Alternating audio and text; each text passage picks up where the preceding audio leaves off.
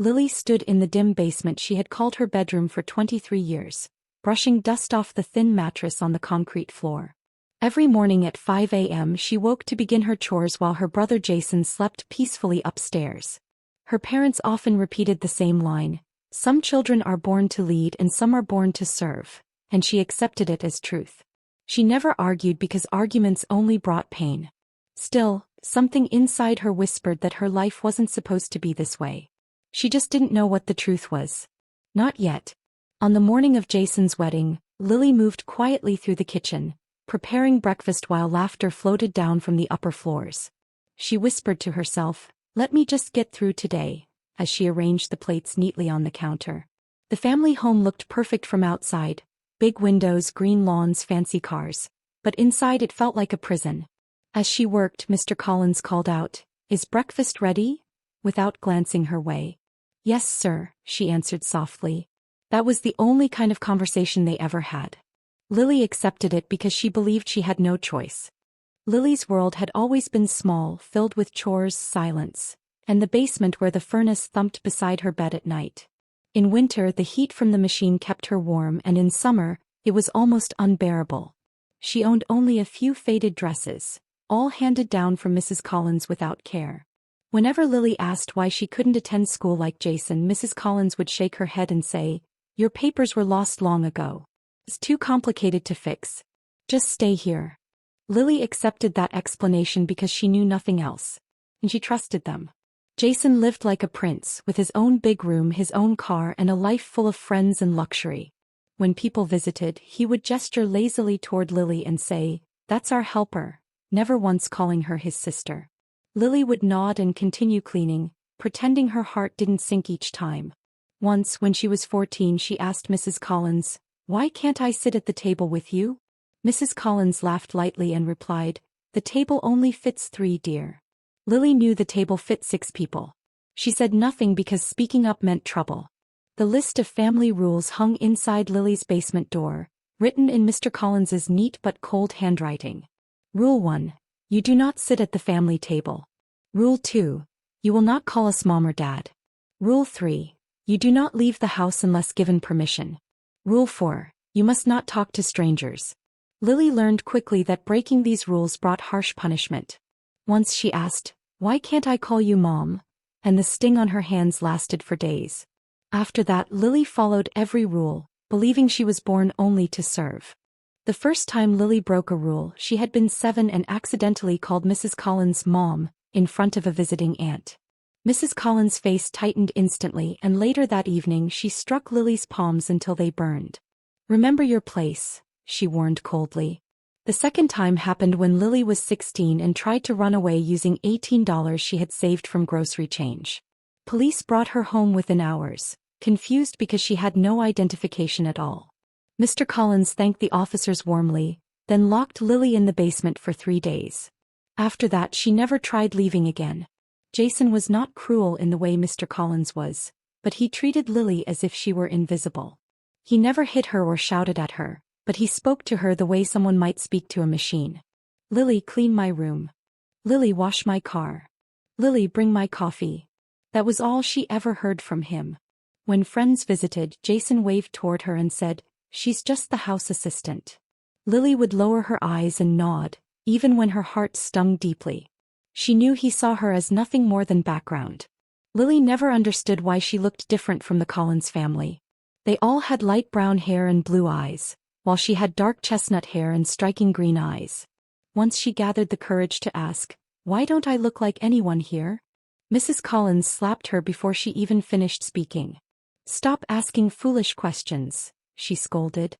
After that, Lily stopped asking anything at all. She convinced herself that the family must be right, that she was simply meant to serve them forever. By the time Jason met his fiancée, Claire Watson, the Collins household buzzed with excitement. Claire came from a wealthy real estate family, and her father, Mr. Watson, was known for his sharp business success. Jason proposed with a diamond ring he charged to Mr. Collins's credit card, and the parents celebrated as if they had won the lottery. "This marriage will open doors for us," Mr. Collins said proudly one night. Lily overheard that conversation while washing dishes. She thought weddings were supposed to be about love, But in this house, everything was about opportunity. Lily assumed she would be part of the wedding in some small way since she had helped with planning for months. She addressed invitations, cleaned dresses, organized boxes, and even practiced walking in heels secretly at night. When Mrs. Collins finally called her into the kitchen, Lily's heart lifted. "Am I walking with the bridesmaids?" she asked with quiet hope. Mrs. Collins let out a soft laugh. "Oh, Lily. You'll be helping the servers. Passing champagne. Staying out of sight." The words crushed Lily instantly, but she forced a smile and whispered, "Yes, ma'am." It was all she knew how to do. The rehearsal dinner took place at a private country club with white tablecloths, sparkling glasses, and soft music drifting through the terrace. Lily wore a plain black dress and a white apron that Mrs. Collins had chosen for her. "You look professional," Mrs. Collins said, tightening the collar as if Lily were an employee. Lily carried trays of champagne through crowds of wealthy guests who barely noticed her. Claire approached her gently and asked, "Aren't you supposed to sit with the family?" Before Lily could answer, Mrs. Collins stepped in quickly. "She prefers helping. She's always happier in the background." That was when Lily noticed Claire's father, Mr. Watson, staring at her from across the terrace. He wasn't glancing, he was studying her face with a pale, uneasy expression. When Lily passed by with her tray, he stepped closer. "Excuse me," he said softly. "What's your name?" Lily answered, "Lily, sir." He repeated the name slowly as if weighing it. Then he asked, "Do you know who your real mother is?" Lily froze, confused. Before she could reply, Mr. Watson turned away quickly and made a phone call with shaking hands. That night, Lily sat alone on her basement mattress, holding the black uniform she would wear at the wedding. She smoothed out the wrinkles with her hands since she wasn't allowed to use the iron after a certain hour. Upstairs, the Collins family laughed loudly, celebrating the night before Jason's big day. Lily stared at the only family photo she owned, one where she stood far from everyone else, barely inside the frame. "Why isn't there a single picture of me beside them?" she whispered to herself. The question had haunted her for years, but fear always kept her silent. She replayed Mr. Watson's question in her mind. Why would he ask if she knew her real mother? Why would a stranger react that way to her face? Lily didn't understand, but something inside her stirred, a feeling she hadn't felt in years. "Maybe someone out there cared," she whispered, though she barely believed her own words. Upstairs, Mrs. Collins laughed loudly with guests, completely unaware of the storm forming. Lily pressed her palm against the cold concrete wall and whispered, "One day, maybe I'll know the truth." At 4 a.m. on the wedding morning, Lily rose quietly and began preparing breakfast the way Mr. Collins demanded before important events. She cooked eggs, toasted bread, sliced fruit, and arranged everything neatly on the long dining table. Then she moved to the guest room where Claire's wedding dress hung, a sparkling gown worth more than Lily had seen in years. Mrs. Collins appeared in the doorway and warned, "Don't touch the beading. It's worth more than you." Lily nodded, her hands trembling as she worked. Something inside her broke a little more, pushing her toward a future she couldn't yet imagine. When the family prepared to leave for the hotel, Mrs. Collins pulled Lily aside near the staircase. "When we arrive, you will enter through the service entrance," she instructed sharply. Lily whispered, "Yes, ma'am," while keeping her eyes on the floor. Mrs. Collins leaned closer and added, "And do not embarrass us. This is the most important day of Jason's life." Before Lily could respond, Mr. Collins shouted from the hallway, "Where's my coffee?" Mrs. Collins smirked and walked away. Lily stood alone for a moment, clutching the steamer, feeling something inside her finally start to resist. The Ritz Hotel looked magical with sparkling chandeliers, tall white flowers, and hundreds of golden chairs arranged perfectly. But Lily entered through the loading dock, carrying a silver tray and wearing a uniform that made her blend into the staff. The catering manager handed her a tray. "Champagne service. Keep moving, keep silent," he instructed. Lily nodded and stepped into the ballroom filled with wealthy guests. Women in elegant dresses brushed past her without seeing her. Jason walked by laughing with his friends, and when one asked who she was, he replied simply, "Our helper." While she moved through the ballroom offering glasses of champagne, Lily felt someone's eyes on her. She turned and saw Mr. Watson standing alone near the back, watching her again with that same strange intensity. He hadn't touched his drink. His expression was a mixture of worry and recognition, as if he were looking at someone from a forgotten memory. Lily lowered her eyes and kept working, but her hands shook. "Why is he staring at me?" she whispered under her breath. The feeling stayed with her like a shadow she couldn't escape. When the ceremony began, Lily stood quietly in the back of the ballroom holding a tray she wasn't allowed to set down. Claire walked down the aisle looking graceful and calm, her dress shining under the lights. Jason waited at the front, smiling proudly. Mr. and Mrs. Collins sat in the first row, pretending their family was perfect. Lily watched from a distance, imagining for a brief moment what it would feel like to stand beside them instead of behind them. As Claire and Jason exchanged vows, she whispered, "Maybe there is a life where I belong somewhere too." When the photographer called for family pictures, Lily stepped back to give space as usual. The Collins family lined up beside the Watsons, smiling proudly. The photographer scanned the group and asked, "Should she join? Is she family?" A heavy silence followed. Before anyone from the Collins family could speak, Mr. Watson stepped forward and said firmly, "Yes, she is family. Lily, please stand beside me." Lily froze, shocked. She slowly walked toward the group, knowing something important was beginning, even if she didn't understand it yet. Mr. Watson gently placed his hand on Lily's shoulder as the photographer adjusted the camera. His touch wasn't forceful but steady, almost protective. "Right here," he whispered, guiding her into the frame. Lily stood stiffly, unsure whether she was allowed to smile. Mr. Collins' face turned red, but he said nothing because he needed to impress Mr. Watson. The photographer snapped the picture, and when he showed the preview, Mr. Watson stared at Lily's face with watery eyes. "Those eyes. That chin," he murmured as though recognizing someone precious. After the photos, Lily stepped aside to pick up her tray again, but Mr. Watson walked away quickly, dialing his phone with urgency. Lily overheard small pieces of his conversation, words like "old case," "I'm certain," and "prepare the file." She felt her heart pound as she whispered, "What is happening?" A moment later, Mr. Collins grabbed her arm and dragged her toward a narrow service hallway. "What did you tell him?" he hissed angrily. Lily shook her head. "Nothing. I swear I said nothing." His grip tightened painfully until she winced. Mrs. Collins appeared at the end of the hallway, her heels clicking sharply across the floor. "What is going on?" she demanded. Mr. Collins replied, "He keeps asking questions about her. Something is wrong." Mrs. Collins turned to Lily with cold eyes. "After the reception you will stay behind to clean. You will not speak to anyone." Lily tried to answer, but Mrs. Collins cut her off. "We saved you. Remember that. Without us you would be nothing." Then she walked away, leaving Lily trembling beside a stack of champagne crates. Lily returned to the ballroom, forcing herself to breathe normally even as fear twisted inside her. She picked up the tray again and walked between tables, offering champagne with shaking hands. Claire's relatives smiled politely at her, unaware of the storm growing nearby. Meanwhile, Mr. and Mrs. Collins watched her like hawks, their eyes full of warning. But every time Lily approached the Watson family, she felt Mr. Watson's concerned gaze follow her. It didn't feel dangerous. It felt like someone searching for the truth. And Lily didn't know whether to fear it or hope for it. Later in the evening, Mr. Watson approached her quietly and said, "May I speak with you outside for a moment?" Lily hesitated, glancing toward the Collins table where Mrs. Collins glared at her. "I don't think I should," she whispered.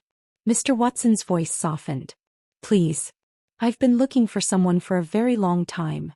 He pulled a worn photograph from his jacket, showing a young woman holding a baby wrapped in a pink blanket. "Do you recognize anyone here?" he asked. Lily stared at the picture, feeling something inside her shift like a memory awakening. Mr. Watson led Lily onto the quiet terrace where the cool night air softened the noise from the reception. He held the photograph gently as if it were a fragile treasure. "This woman is my sister Anna," he explained. "And the baby she's holding, her name was Emily." Lily felt her breath catch as she stared at the infant's dark hair and small hands. "Emily disappeared from a hospital 23 years ago," he continued. "She was taken in the middle of the night." Lily shook her head slowly. "I don't understand what this has to do with me." Mr. Watson stepped closer, his voice trembling with emotion. "My sister died searching for her child. She believed her daughter was still alive. He studied Lily's face as if seeing a ghost. Your eyes, your chin, your smile, they match hers exactly. Lily backed away, whispering, "You must be mistaken." But he pulled out a small DNA testing kit and said, "Please, let me test you. If I am wrong, I will never trouble you again. But if I am right, then the people inside that ballroom did not raise you, they stole you." Lily felt her hands shaking as she turned to look through the glass doors at the Collins family. Mrs. Collins laughed with guests as if nothing unusual had happened, while Mr. Collins kept checking the hallway nervously. Lily whispered, "They said my papers were lost. They said life was easier if I stayed with them." Mr. Watson shook his head firmly. "Those are lies people use to hide crimes." Lily closed her eyes as 23 years of confusion suddenly felt heavier. After a long silence she whispered, "What do I need to do?" Mr. Watson opened the testing kit with steady hands. "Just open your mouth," he said gently. Lily did as he asked, feeling a strange mix of fear and hope rise inside her. When the swab was done, he placed it in the sealed container and whispered, "I have a certified lab waiting. We'll know in 3 days." Lily nodded slowly, unsure if she should cry or run. As they walked back inside, she felt the Collins family staring at her like she was slipping out of their grasp. For the first time in her life, she didn't feel powerless. 3 days later, Lily met Mr. Watson at a small cafe, her heart pounding with every step she took. He sat at a corner table with a large envelope in front of him, his eyes red from lack of sleep. "Thank you for coming," he said softly. Lily whispered, "What do the results say?" Instead of answering, he slid the envelope toward her. She opened it with trembling fingers and stared at the highlighted section. The test confirmed a 99.97% match to Anna Watson, proving Lily was Emily Watson, the baby who had gone missing 23 years ago. Lily stared at the paper, reading the result again and again, unable to breathe. Mr. Watson placed his hand over hers and said, "You are my niece. You are Emily Watson." Lily whispered, "My name is Emily," as tears filled her eyes. He nodded as his own voice broke. "Your mother never stopped searching for you. She loved you more than anything."